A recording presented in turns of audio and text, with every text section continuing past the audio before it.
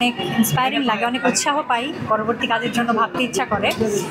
আর অনেক খ্যাতনামা ব্যক্তিত্বের কাছ থেকে পুরস্কার নিয়েছি, এটাও অনেক ভালো লাগলো আমার। একই স্টেজে আমরা অনেকেই ছিলাম, ভালো লাগছে। এর পাশাপাশি জানতে চাই, আপুকে দেখতে অসম্ভব সুন্দর লাগছে বরাবরের মতো। নতুন করে নতুন কাজ কবে আসতে চলেছে? আবারও শরৎকাল চলে এসেছে। হ্যাঁ, গত বছর 11 অক্টোবর রিলিজ হয়েছিল শরতের জবা, শরতেই, হ্যাঁ, দুর্গাপূজাতে। না, এই বছর কিছু নেই, আমি একটু স্লো কাজ করি, আর সিনেমা তো আর এক বছরে করা যায় না আসলে। দেখি, প্রস্তুতি নিচ্ছি পরবর্তী কাজের, একটু প্রসিড করুক, তারপর ওটিটিতে বা না, ওটিটিতে এখন পর্যন্ত আমার কোনো কাজ যায়নি। শরতের জবা ওটিটিতে আছে আইস্ক্রিনে। এছাড়া যদি আমরা কোনো সিরিজ, ওয়েব সিরিজে কাজ করা হবে কিনা বলতে পারছি না আসলে। আমি একটু সিলেক্টিভ সবসময়, একদম ছোটোবেলা থেকেই, তাই না রোমান? তো দেখি, আমার হ্যাঁ, যদি কোনো প্রস্তাব পছন্দ হয়, ভালো লাগে, আমার করার মতো হয়, আমি বিশ্বাসযোগ্যভাবে করতে পারি, নিশ্চয়ই করবো। বাংলাদেশের সিনেমা অনেক এগিয়ে যাচ্ছে, দর্শকরা খুব পছন্দ করছে, এই বিষয়টি নিশ্চয়ই ভালো তো লাগছে। হচ্ছে সবাই সিনেমা হলে এসে সিনেমা দেখছে। হলমুখী সবসময় দর্শকেরা ছিল, যে কোনো ক্ষেত্রেই আসলে একটু ভালো সময়, একটু খারাপ সময় এরকম হয়। তো হয়তো আমরা মাঝখানে একটু খারাপ সময় পার করে এসেছি, আলহামদুলিল্লাহ এখন ভালো। এবং আমি তো সবসময় বলি যে, অনেকেই বলে যে কাজ ভালো হচ্ছে না, মনোভূত হচ্ছে না, এই কথাটা ঠিক না আসলে। যারা বলে হয়তো তারা সব কাজ দেখে না বা খোঁজ খবর রাখে না। ভালো কাজের সঙ্গে দু একটা মন্দ কাজ তো থাকবে, এটা সব ক্ষেত্রেই থাকে। কিন্তু আমার মনে হয় আমাদের ইন্ডাস্ট্রিতে ভালো কাজ হচ্ছে, আগেও হতো, এখনও ভালো হচ্ছে। একটু যদি জানতে চাই আপনার কাছে, বেস্ট অ্যাক্টর যদি বলি, আফরান নিশো, শাকিব খান নাকি সিয়াম আহমেদ, তিনজন কাজ করছে খুব বেশি আমরা দেখছি। তো এই তিনজনের কাজের মধ্যে মানে কাকে আপনি বেশি? এটা বলা সম্ভব না, এটা কোনো শিল্পী এই উত্তর দিবে না। অনেক ডিপ্লোম্যাটিক আনসার হয়তো দিবে। সবাইকে ভালো লাগে, সবাই স্ব ক্ষেত্রে প্রতিষ্ঠিত, এবং এক একজনের অ্যাক্টিং করার স্টাইল একদম ভিন্ন, সবাই ভালো। শিল্পীদের মধ্যে আসলে ক্রিয়েটিভ কোনো ওয়ার্কেই মার্কিং করাটা আমার মনে হয় যায় না। কারণ মানে শিল্প ব্যাপারটাই এরকম যে আপনার হয়তো একটা নাটক, একটা সিনেমা, একটা গান ভালো লাগবে, আমার সেটা একদমই ভালো নাও লাগতে পারে, কিন্তু তার মানেই না যে ওই নাটক, সিনেমা বা গানটা খারাপ, তা কিন্তু নয়। সো এরকমই শিল্প বা ক্রিয়েটিভ ওয়ার্ক এরকমই। আরেকটি প্রশ্ন, সেটা হচ্ছে যে আমরা দেখেছি শাকিব খানের সাথে কাজ করতে, শিকদারকে কবে দেখবো? জানি না, আমি খুব ভাগ্যে বিশ্বাস করি। আমার জীবনে যা যা ঘটেছে, বিশেষ করে এই ইন্ডাস্ট্রিতে, সব মানে একদমই আল্লাহ প্রদত্ত, প্রি প্ল্যানভাবে। আমি খুব গুছিয়ে প্ল্যান করে কাজ করছি, এরকম কিছু না। সে যদি ভাগ্যে থাকা হবে।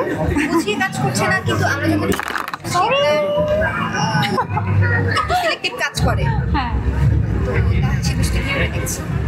মানে সেটা গুছিয়ে না, মানে আমার কাছে তো কাজের প্রস্তাব সবসময় আসে। আমি কিন্তু দীর্ঘ সময়, প্রায় 6 বছর পরে মুভি করলাম। শঙ্কুচির রিলিজ হয়েছিল 2016-তে, আর শরতের জবা হলো হচ্ছে গত বছর 24-এ। তার মানে এই নয় যে এর মধ্যে আমার কোনো নাটক বা তখন নতুন করে ওটিটি এসছে, আগে ওটিটি ছিল না, অথবা সিনেমার অফার আসেনি, তা না। আমি করিনি, আমার মনোভূত হয়নি। এবার যাচ্ছে অ্যাওয়ার্ড পেতে বরাবরই ভালো লাগে, এখন অনেক গরমও লাগছে। এটার কারণ হতে পারে অতিরিক্ত সুন্দরী, অতিরিক্ত লাইট। এই যে বোকা প্রশ্ন করে না রোমান, এগুলো নিয়ে কোনো কথা হবে না। আচ্ছা আপু, শরতের জবা মুভিটিতে আপনি কেন কথা বললেন? আপনার হাতে এতগুলো মাইক, আপনি কথা বলবেন। সব জার্নিটা কেমন ছিল সেটা বলুন। কিসের শরতের জবা মুভিতে আপনারা তো সবাই ছিলেন আমার সাথে, তারপরে জার্নিটা কেমন ছিল? আলহামদুলিল্লাহ খুব ভালো ছিল। এই যে আপনি প্রশ্ন করলেন, অ্যাওয়ার্ড পেলাম, এতে করেই আসলে প্রতিফলিত হচ্ছে যে জার্নিটা কীরকম ছিল। অনেক সারাও পাচ্ছেন। হ্যাঁ, সারা পাচ্ছি। দেশ বিদেশে অনেকে ওটিটিতে যারা দেখেছে, হলে এসে তো আর বাংলাদেশের দর্শক ছাড়া কেউ দেখতে পারেনি, তো ওটিটিতে যারা দেখেছে, আর কিছু পাইরেসিও হয়েছে আমি শুনেছি, যে দুবাইতে, তারপর লন্ডনে, আমেরিকায়, মানে ইউকেতে কিছু জায়গায় দেখা যাচ্ছে শরতের জবা।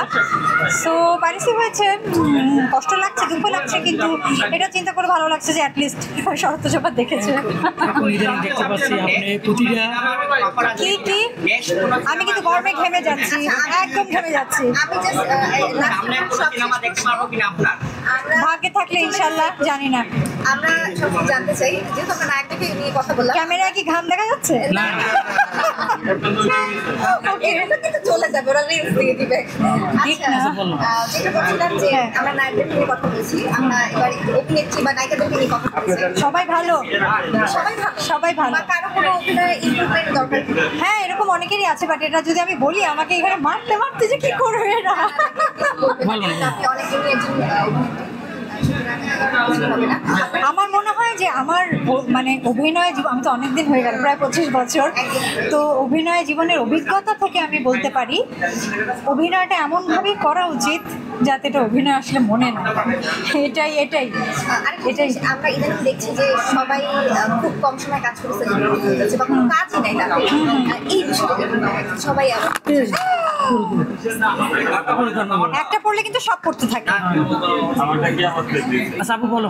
হ্যাঁ, অনেক গরম লাগছে, অনেক গরম। সত্যি ক্যামেরার সাথে আচ্ছা, ফ্যান আপু, ওই আছে। যে- যেটা বলছিলাম কি যে সবাই সেলিব্রিটি নিজেদেরকে মনে কিছু নাই? করছে। আচ্ছা, সেলিব্রিটি মনে করছে, হ্যাঁ হ্যাঁ। আমার মনে হয় যে আমরা যখন কাজ করেছি, আমরা যখন শুরু করেছি তখন তো আসলে একটা দুটো চ্যানেল ছিল, চ্যানেল আই, এটিএন, 21 টিভি এরকমই, তারপরে আসলে এনটিভি, আর টিভি, যাই হোক। তো তখন তো দর্শক মাগো কার ইউজ করা, আচ্ছা, তো তখন তো দর্শক শুধু এই চ্যানেলগুলোই দেখতো, সে কারণে আসলে অ্যাক্সেস খুব কম ছিল। এখন তো অ্যাক্সেস প্রচুর, এবং শুধু শুধু জাতীয় অ্যাক্সেস কিন্তু না, মানে ইন্টারন্যাশনাল অ্যাক্সেস তো আছে অনেক ধরনের, ইন্টারন্যাশনাল অ্যাক্সেসও প্রচুর। আর সে কারণে আমি বলবো যে পরিচিত, সেলিব্রিটি না, পরিচিত হওয়া খুব সহজ। নিজের ক্যামেরা দিয়েই আসলে রিলস করে, স্টোরিজ করে পরিচিতি লাভ করা সম্ভব, কিন্তু তার মানে এই না যে সে অনেক বছর মানুষের মনে টিকে থাকবে বা মানুষের ভালোবাসা পাবে। এটা অনেক চ্যালেঞ্জিং, মানুষের ভালোবাসা পাওয়া চ্যালেঞ্জিং। আমরা ইদানিং দিচ্ছি আপনি প্রতিটা অ্যাওয়ার্ড প্রোগ্রামে আপনার যাচ্ছেন, প্রশ্ন শেষ হয় না কেন? হবে আপনি প্রতিটা অ্যাওয়ার্ড প্রোগ্রামে যাচ্ছেন, অ্যাওয়ার্ড পাচ্ছেন। না না, সব প্রোগ্রামে যাই না, তো আজকাল তো অনেক মাস পর আসলাম। অ্যাওয়ার্ড পাচ্ছেন, এর কাজের অভিজ্ঞতা বাড়ে না কমিশন? ইয়েস, অ্যাওয়ার্ড পাচ্ছেন, অ্যাওয়ার্ড পাওয়ার কথা আমি বলবো যে আমি যদি বলি যে শিল্পীদের অ্যাওয়ার্ড পেতে ভালো লাগে না, এটা একদমই মিথ্যা কথা বলা হবে। সব শিল্পীরই স্বীকৃতি পেতে, পুরস্কার পেতে ভালো লাগে। যে কোনো পুরস্কার শিল্পীর কাজকে উৎসাহিত করে, মানে উৎসাহ দেয় তাকে আরও ভালো কাজ করার। তবে আমি যেটা বলবো যে উপযুক্ত ব্যক্তিকে দেওয়া হচ্ছে কিনা পুরস্কার, সেটা একটু বিবেচনা করতে হবে। এটাই কিতা সব ধরনের প্রশ্ন আমি তো কানে শুনতে পাই না, সেন্সার হয়ে হয়ে আসে। স্লিম না আপু, বরাবরই সেম। হ্যাঁ, এক্স্যাক্টলি, তোমাদের তখন জন্ম হয়নি, যখন থেকে আমি মিডিয়া কাজ করি তোমরা আমাকে আগে দেখোনি। এখানে দিয়ামণি দিয়ামণি এই কমিউনিকেশন স্টার অ্যাওয়ার্ড বেছে নাই, তার উদ্দেশ্যে কিছু বলেন। কোথায়? আমি কিন্তু এটা জানতাম না। না না, দিয়ামণি নাই, বেছে নেই। আচ্ছা, আল্লাহ ওনাকে ওদিকে একটা জান্নাতবাসী করুক, আমি এটা জানতাম না আসলে। উনি যেখানেই থাকুক, ভালো থাকুক, তার সম্মানার্থে, তার স্মৃতিতে এত বড় একটা আয়োজন করা হয়েছে, আমরা জানতাম না। আমি জানি না সবাই জানে কিনা, এটা খুবই খুবই ভালো একটা উদ্যোগ, খুবই ভালো লাগলো শুনে। তার প্রতি আমার সম্মান বেড়ে গেল, যদি আমি তাকে জানি না বা চিনি না তার সম্পর্কে। আল্লাহ তাকে জান্নাতবাসী করুক। এবং আমাদের দর্শক যারা আছে তাদের উদ্দেশ্যে কিছু বলেন। উনি কে ছিলেন? দিয়ামণি কে ছিলেন? ছিলেন এই মনির ভাইয়ের মেয়ে, ছোট?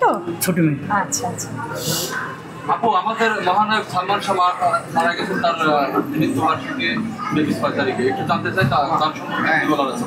এই যে এখনো এত বছর পরও তাকে আমরা মনে করছি, আপনি মনে করছেন, তার মানে তিনি মহানায়ক। এই তো, থ্যাংক ইউ। দর্শকদের উদ্দেশ্যে বললেন না? এই তো, আপনারা যেভাবে ভালোবাসে সেভাবে ভালোবাসতে থাকুন না।